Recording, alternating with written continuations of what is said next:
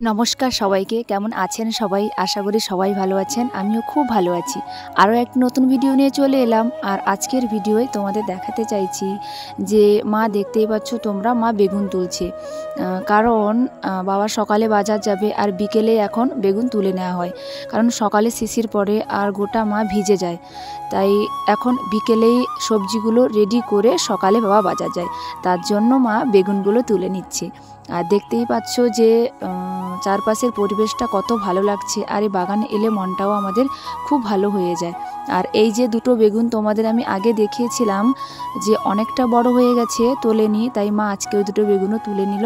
আর বালতিতে এই কটা বেগুন তুলেছে। আর দেখো মা সবজি গাছের ভেতরে কি করে সবজিগুলো তুলছে, কতটা ভালো লাগছে সবজি গাছগুলোকে।